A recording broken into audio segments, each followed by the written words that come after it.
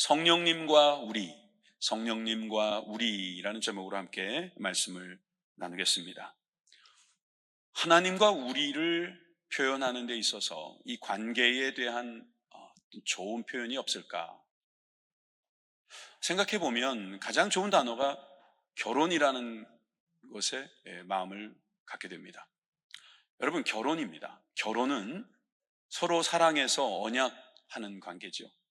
이 결혼이라는 것은 그 결혼이 끝날 때까지는 서로에게는 조금씩 구속이 있고 조금씩 의무가 있고 또 조금씩 불편함도 있을지 모르지만 대부분은 그 안에서 누리는 기쁨이 있고 또 그 안에서 누리는 보호와 또 주님 주시는 하나님의 그 놀라운 열매들이 있더라고요. 그래서 여러분, 결혼 생활에 하나님의 복이 있기를 바랍니다. 그리고 결혼도 하시기를 바라고요. 또 결혼이 좀 원이지만 안 되시는 분들은 우리 주님과 함께 결혼했다는 사실을 믿으시길 바랍니다. 여러분, 이 하나님과의 이 결혼 관계, 이스라엘 백성들이 하나님의 신부가 되었다라고 하는 것을 이야기하는 내용이 바로 출애굽기 이야기입니다. 종이 되었어요. 애굽에 잘 살려고 갔던 이스라엘 백성들이 어느 날 하루아침에 영문도 모른 채 노예로 전락하고 말았습니다. 그런 노예들을, 그런 종들을 주님께서 종을 보내셔서 그들을 해방시켜 주신 거죠. 그러는 과정에서 이제 신혼여행, 허니문을 광야로 나온 겁니다. 광야로 나왔을 때 거기서 신방도 꾸몄습니다. 만나는 시간이죠. 만나는 자리예요. 그것이 바로 성막이라고 합니다. 장막이라고도 부르고 회막이라고도 부르고 증거막이라고도 부르는 태버네클, 이 텐트. 여러분, 여기에 주님께서 오십니다. 그리고 만나게 하십니다. 만나 주십니다. 여러분, 이 자리에 주님께서 여러분들도 초청하심을 믿으시기 바랍니다. 그림처럼 우리가 상상해서 그린 그림이지만 저들이 모여있는 정중앙에 저렇게 성막이 있어요. 저 성막에 구름이 내려오면서 하나님의 임재를 경험했다는 것이 오늘 본문의 이야기입니다. 시내산 밑에 여러분, 시내산이 어떤 산을 말하는지 사실 정확하게 알 수 없어요. 한 페이지만 넘겨주실래요? 여러분, 한 페이지만 넘기면 되는데. 네, 그렇죠. 잘하셨어요. 자, 여기 시내산, 어떤 산인지 알 수 없어요. 지금 성지순례라고 하는데 거기가 시내산이냐? 아니, 그럴 수도 있고 아닐 수도 있어요. 시내산 밑에서 성막을 지어놓고 그들은 기다리고 있는 겁니다. 시내산 위에서 하나님의 임재를 경험했던 그들이 이제는 모세가 경험한 겁니다만 이젠 이 장막에서도 하나님의 임재를 경험하는 것이죠. 여러분, 이것이 바로 신앙생활입니다. 하나님과 만나는 것, 또 하나님과 만나서 하나님과 함께 살아가는 것. 광야에서 끝난 것이 아니라 약속의 땅으로 가고 있는 겁니다. 오늘 말씀하고 딱 일치되는 말씀이었어요. 약속의 땅으로 가기 위해서 하나님은 성막, 장막을 통해서 우리를 만나주신다.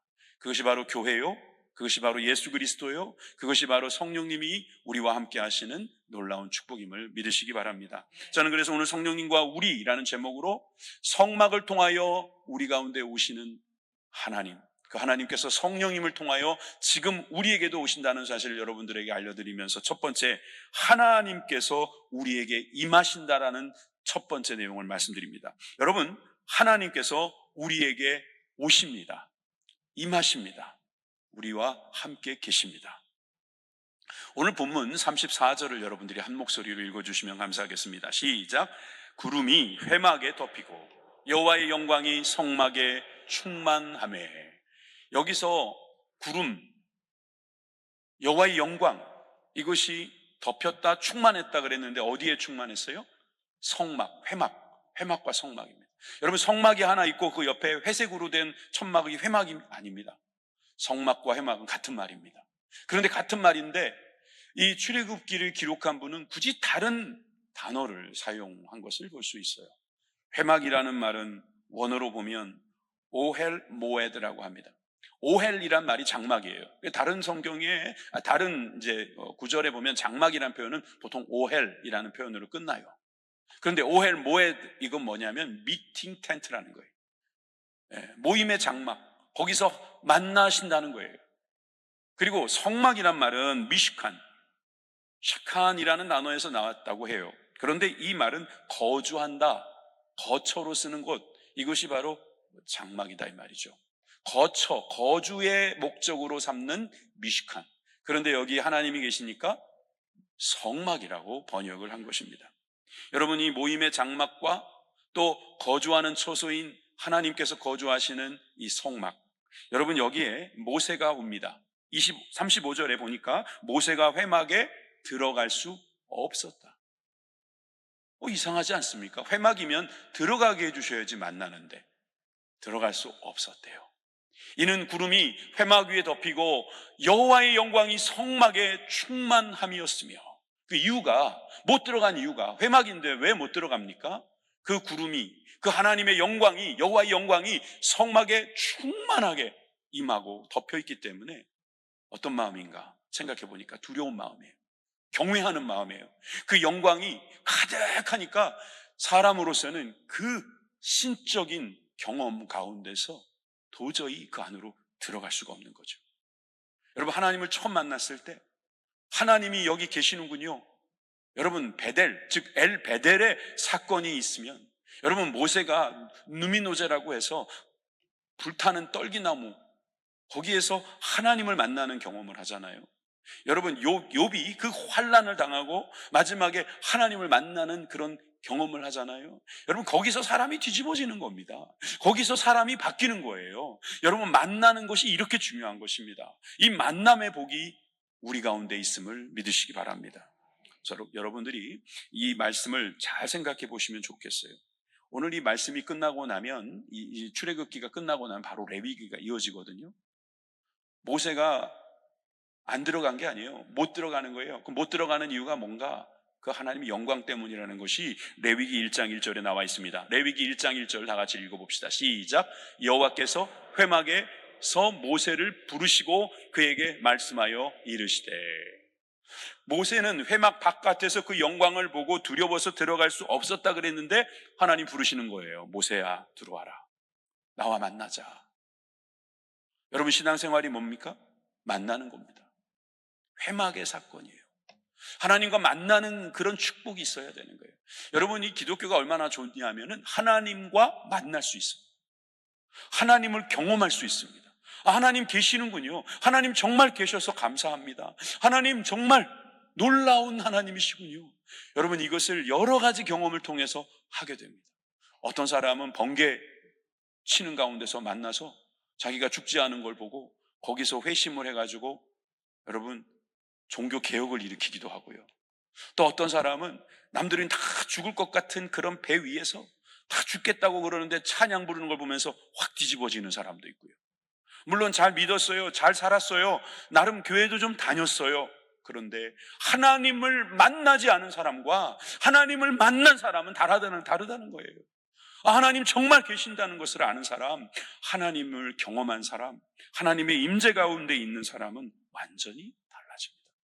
그 달라진다는 것은 때로는 들어갈 수 없을 만큼의 정말 그 마음속에 두려움, 하나님을 사랑함에 그 경외심이 가득하다고 볼 수 있죠. 솔로몬의 성전이 완성되었을 때도 비슷한 장면이 있습니다. 열왕기상 8장 10절에서 11절, 제사장이 성소에 나올 때 구름이 여호와의 성전에 가득하며 제사장이 그 구름으로 말미암아 능히 서서 섬기지 못하였으니 이는 여호와의 영광이 여호와의 성전에 가득함이었더라. 여러분, 이 성막과 성전의 차이는, 성막은 움직이는 겁니다. 시내산의 그 하나님의 임재가 이제 성막에서도 막 이루어지는데 이게 움직이면서, 그러다가 성전은 고정되는 거죠. 근데 같은 거란 말이에요. 하나님께서 그 영광을 내리시는 곳, 그것이 바로 성전인 것이죠. 그럴 때 제사장들이 못 들어간다고 합니다. 마치 모세처럼 말이죠. 그러나 하나님은 그것을 회막을 삼으셔서 우리를 만나주시는 장소가 되는 것입니다. 마태복음 1장 23절에 보면 예수님의 이름을 이렇게 표현합니다. 보라, 처녀가 잉태하여 아들을 낳을 것이요 그의 이름은 임마누엘이라 하리라 하셨으니, 이를 번역한 즉 하나님이 우리와 함께 계시다 함이라. 왜 하나님께서 예수님의 이름을 임마누엘이라고 하시라고 했겠습니까? 그러니까 이렇게 예수님의 오시는 목적을 이름으로 표현한 거겠죠. 예수님께서 우리와 함께 하시는 것은 하나님께서 우리와 함께 하시는 것이다 라는 말씀이죠. 그리고 예수님이 계신다는 것은 하나님께서 우리와 함께 하시기 위해서 하신 일이다라는 것을 우리가 아는 거예요. 여러분, 이 성막과 예수님과의 관계는 일치합니다.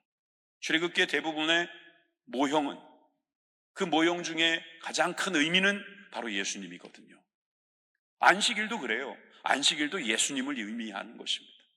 여러분, 예수님께서 우리에게 안식을 주시고 예수님께 나아갈 때 그 말씀을 통해서 우리가 변화되는 것은 마치 성막 안에 있는 모든 성물이 바로 예수님을 표현하는 그런 모습이듯이, 여러분, 이제 성막을 통해서 또 회막을 통해서 우리 주님을 만나는 것이 바로 우리들에게 주어진 귀한 복임을 깨달으시기 바랍니다. 여러분, 이것이 바로 신앙생활이라는 거예요.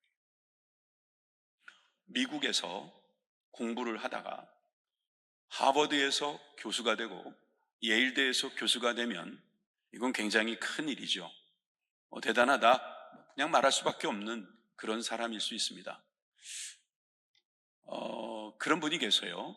하버드대와 예일대에서 학생들을 가르치고, 그리고 은퇴해서 캐나다에 있는 장애인들의 거처에서 함께 자원봉사를 하던 분이 계십니다. 들어보신 이름일 거예요. 헨리 나우엔이라는 분이에요.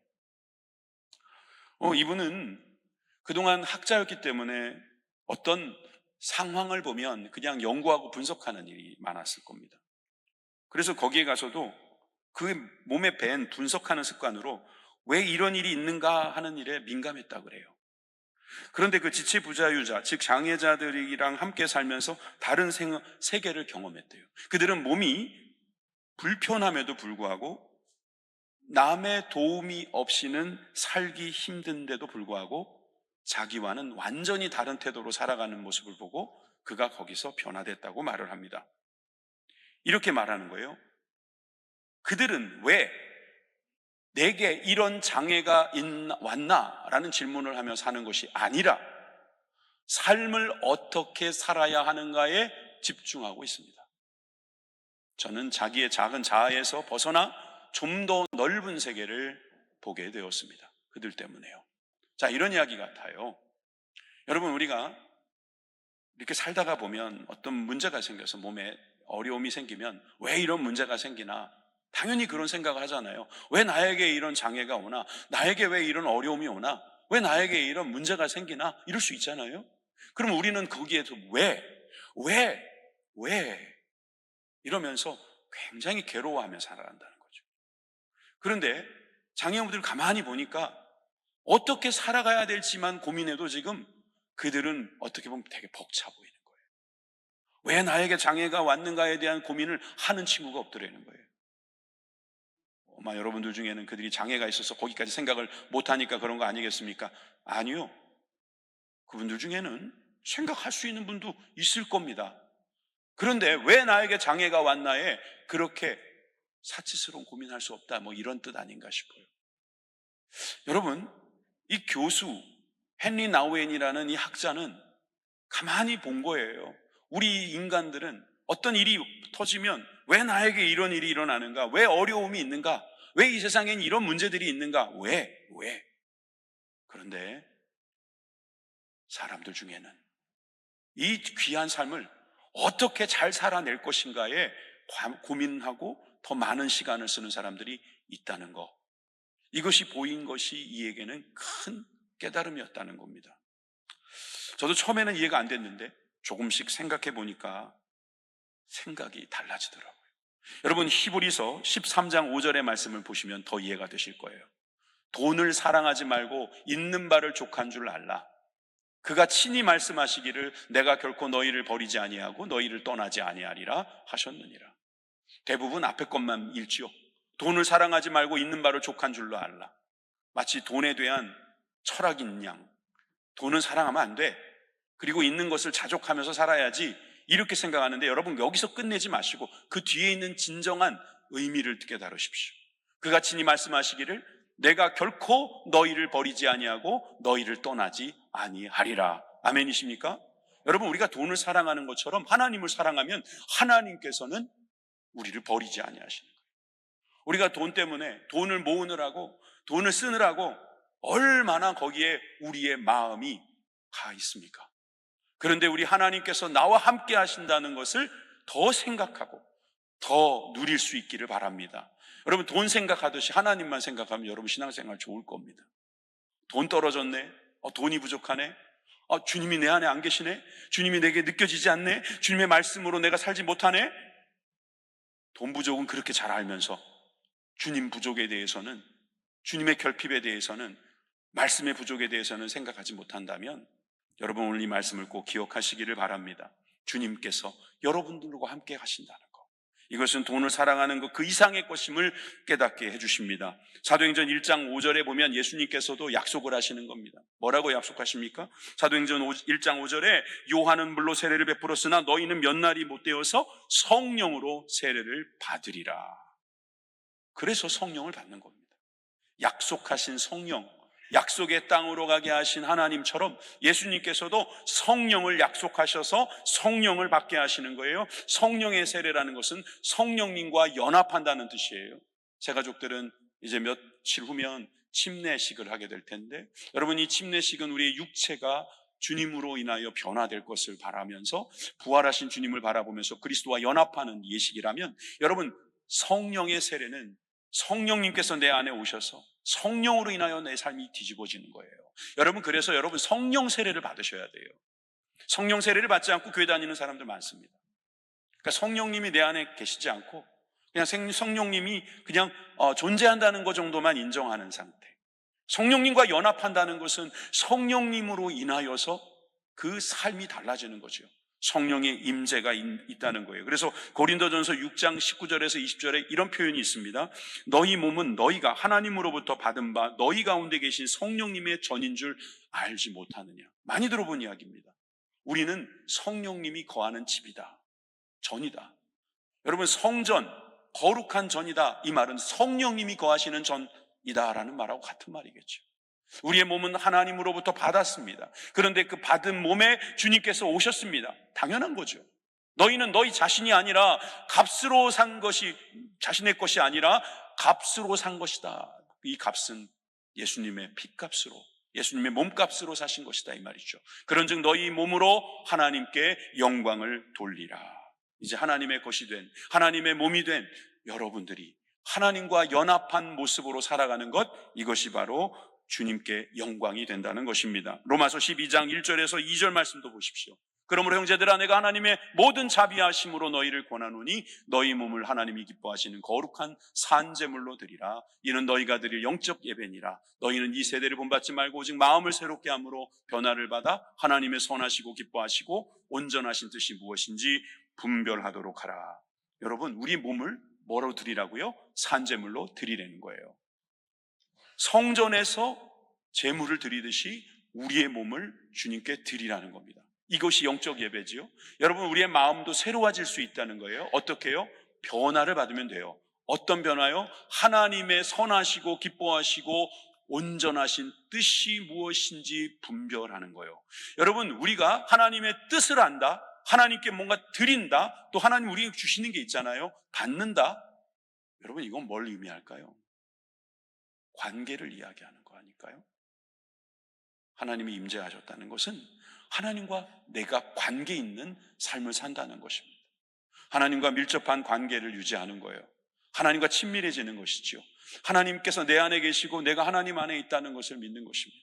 성령님께서 내 안에 계신다는 것은 여러분, 성령님을 통해서 하나님과 인격적인 관계가 있다는 거예요. 신앙생활을 태어날 때부터 하는 사람들도 하나님과 인격적으로 만나는 순간이 있습니다. 제가 그랬습니다.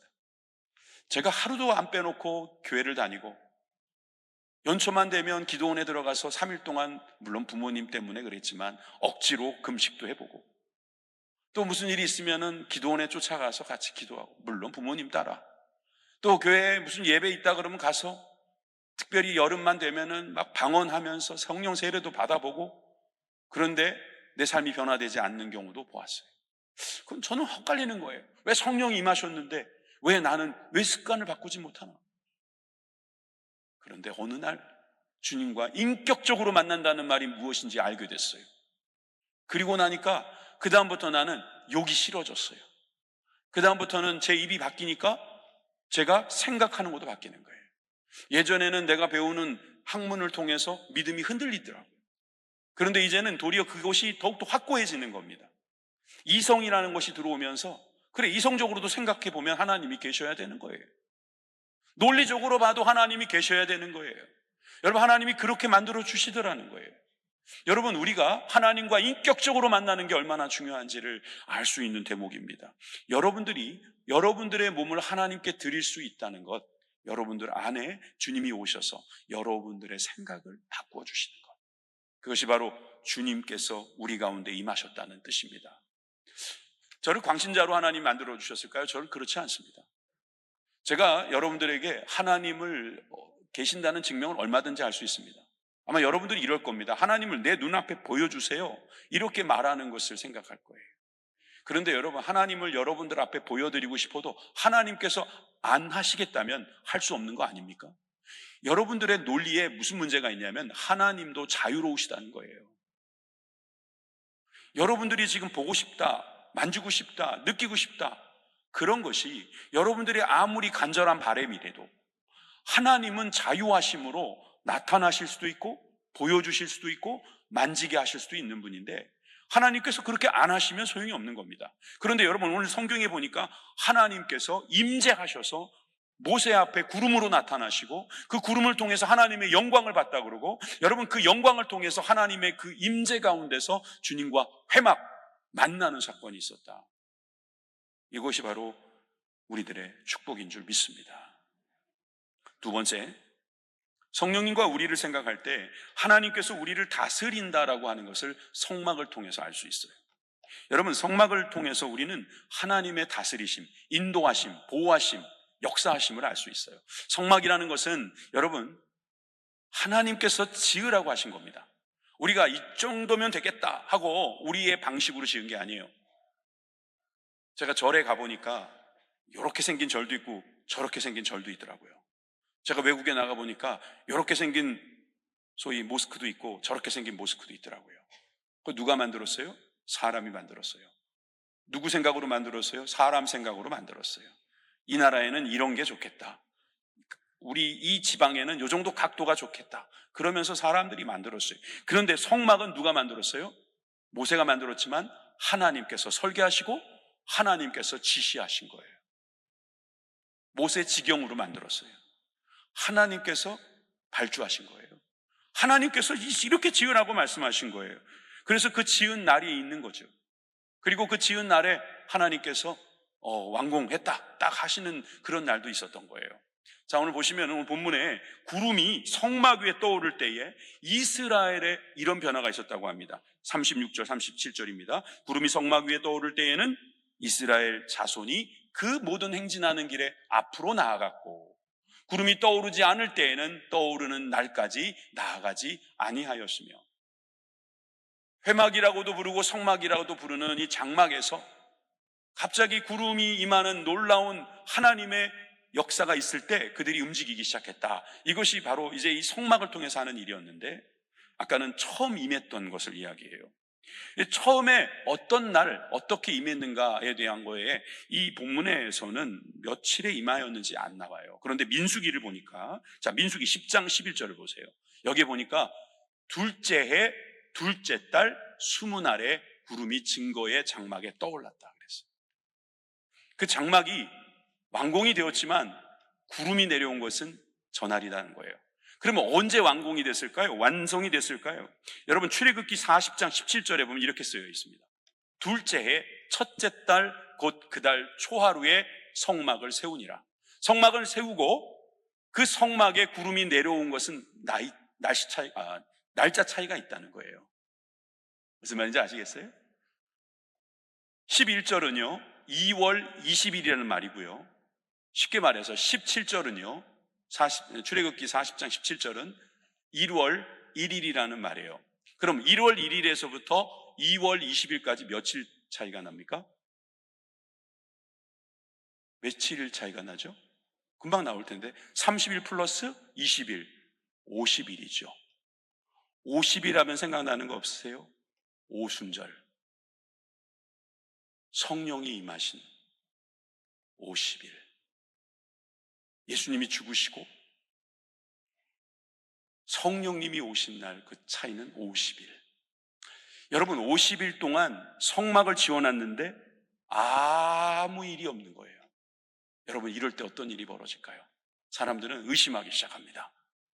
여러분 신앙생활에 있어서 한 가지 중요한 요소를 지금 말씀드립니다. 기다림이 필요합니다. 인내가 필요한 것입니다. 성령을 주시겠다고 약속하셨는데 안 주십니다. 50일 동안 안 주셨습니다. 성막을 지으라고 하셨는데 하나님이 임재하지 않으십니다. 50일 동안 오지 않으십니다. 그럴 때 어떻게 합니까? 기다리면서, 기도하면서, 기대하는 것이죠. 여러분, 누른다고 다 나오는 자판기가 아닙니다. 터치한다고 다 뒤집어지는 휴대폰이 아니란 말입니다. 하나님은 우리가 구할 때 주시는 분이지만 때로는 기다리라고 하시는 분임을 믿으시기 바랍니다. 나는 기다리는 게 너무 힘들어요. 여러분 신앙생활이 그 기다림을 통해서 더욱더 완성된다는 것을 믿으셔야 합니다. 다른 종교인들은요, 면벽하면서요, 우리가 생각하는 것보다 더 많이 절제하면서요, 그렇게 자기의 생각을 하나로 묶어서 뭔가 깨달으려고 그렇게 말하는데 우리 그리스도인들은 그 50일도 못 기다립니다. 여러분 그런 말이 안 되는 거죠. 기다릴 수 있어야 합니다. 기다림을 통해서 하나님의 그 임재를 바라보는 사람에겐 하나님께서 더 놀라운 일들을 열어주실 줄 믿으시길 바랍니다. 그때의 성막에 하나님의 임재가 임했을 때, 여러분 38절에 보니까 낮에는 여호와의 구름이 성막 위에 있고 밤에는 불이 그 구름 가운데 있음을 이스라엘 온 족속이 모든 행진하는 길에서 그들의 눈으로 보았더라. 자, 이게 출애굽기 마지막 절이에요. 마지막 절, 마지막 장의 마지막 절이에요.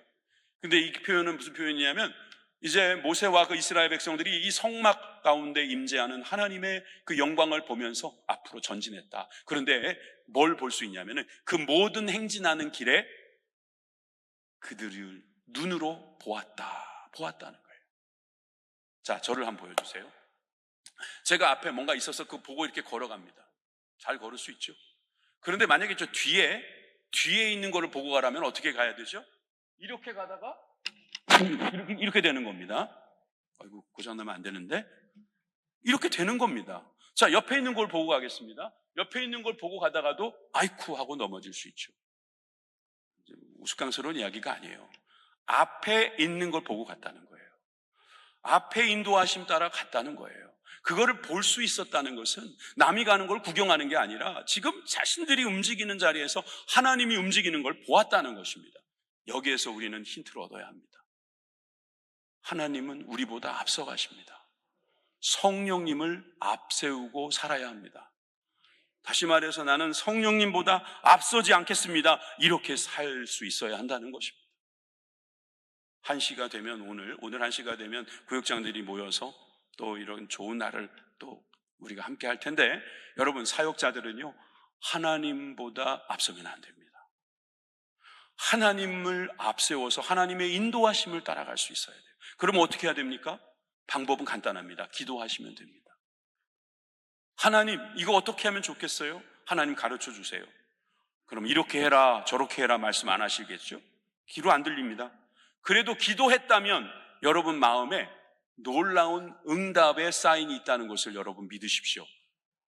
기도도 안 해보고 또 기도도 했는데 그 기도를 하나님의 그 신비로운 기적만 기대하고 기다리신다면 여러분 오늘 말씀을 잘 들어보십시오. 하나님보다 앞서지 않는 거예요. 하나님께서 사랑하라 하셨으면 사랑하는 겁니다.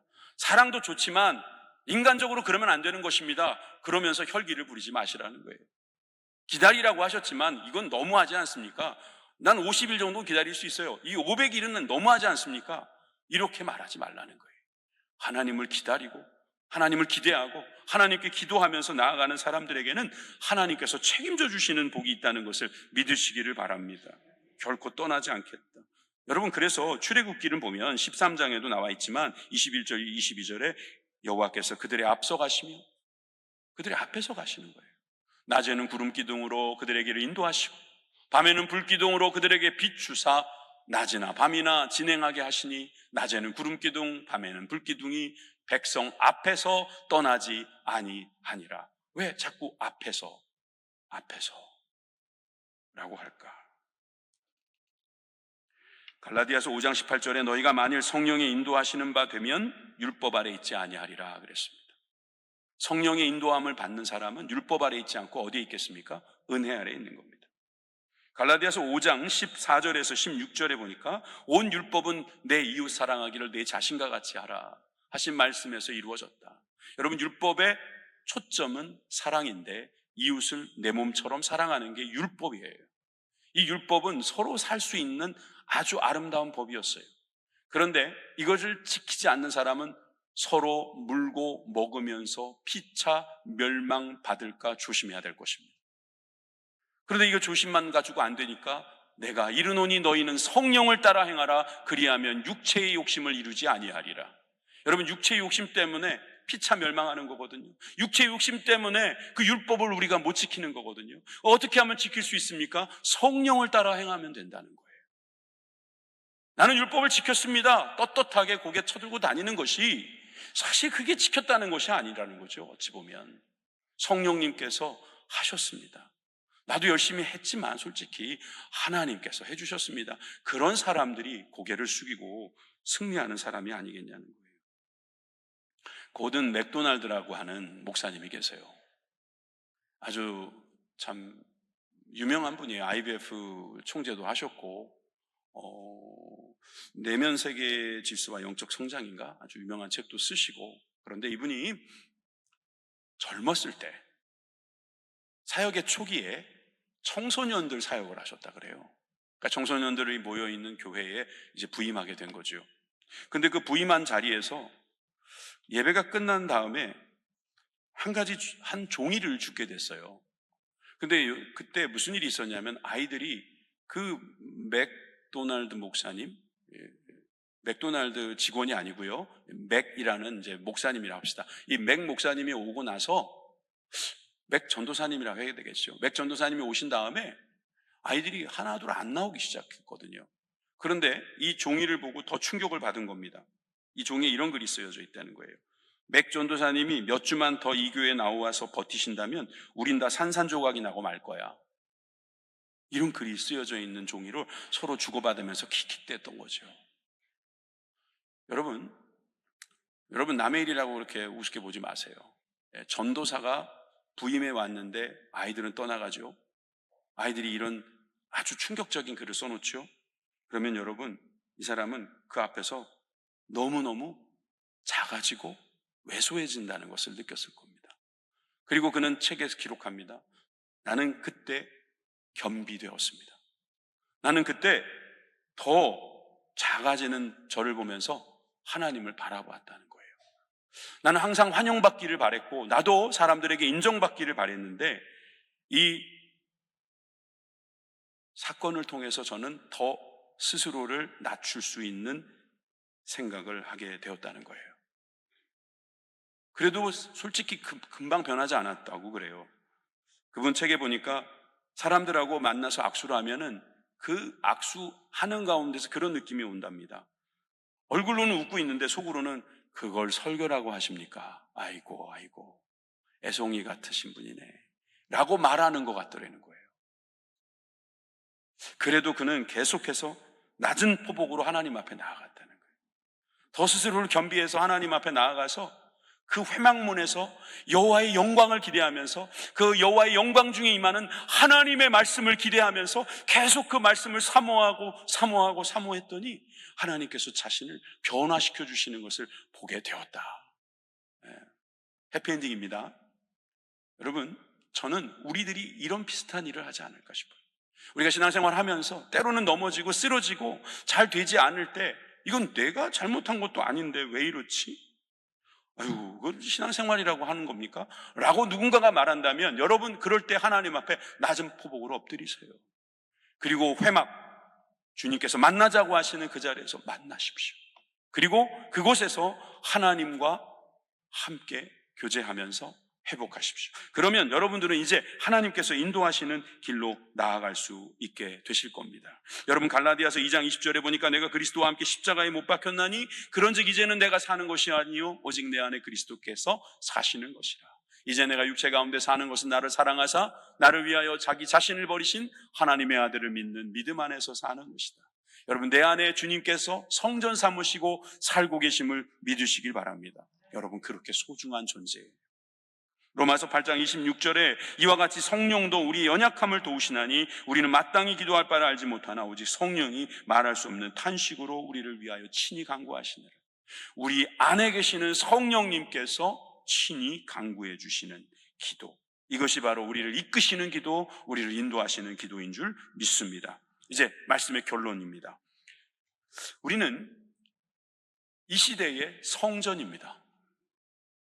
우리는 이 시대에 하나님을 만나는 성막입니다. 이 교회는 하나님께서 함께 역사하시는 성막입니다. 회막, 성막, 장막, 이 증거의 장막 속에서 우리는 하나님을 만나고 거기에서 우리가 변화되는 모습을 보게 될 것입니다. 사람들은 저기 예루살렘에 있는 게 성전이라고 말하고 이렇게 멋들어지게 지어진 건물이 성전이라고 말할지 몰라도 요한계시록 21장 22절은 분명히 이렇게 말하고 있습니다. 성 안에서 내가 성전을 보지 못하였으니 이는 주 하나님 곧 전능하신 이와 및 어린 양이 그의 성전이심이라.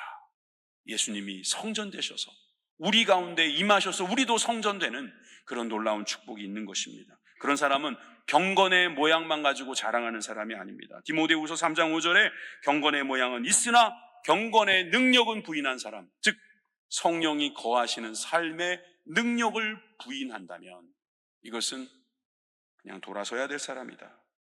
로마서 6장 6절에서 7절 말씀, 우리 옛사람이 예수와 함께 십자가에 못 박힌 것은 죄의 몸이 죽어 다시는 우리가 죄에게 종노릇하지 아니하려 함이니 이는 죽은 자 가운데서 죄에서 벗어나 의롭다 하심을 얻었음이라. 여러분, 이제는 죄에게 끌려다니는 인생이 아니라 성령님께 인도받는 인생, 몇 주 전에도 말씀드렸던 그 성령님을 따라가는 복된 인생이 되는 것입니다. 자, 여러분들은 어떻습니까? 한번 생각해 보십시오. 성령님과 여러분, 성령님과 당신이 아닙니다. 성령님과 복수의 여러분, 우리 가운데 어려운 일들이 많이 있을 겁니다. 오해가 있고 서로가 안 와닿는 좀 어려운 그런 일들이 있을 거예요. 뭐라고 표현하기 참 어렵습니다. 그렇지만 여러분, 우리는 여기에서 성령님을 만나는 겁니다. 여기서 주님과 만나는 회막의 사건, 성막의 사건, 성령님의 전인 여러분들이 모여있는 그곳에 하나님께서 함께 하심을 깨닫는 저와 여러분들이 되길 주님의 이름으로 축원합니다. 기도하겠습니다.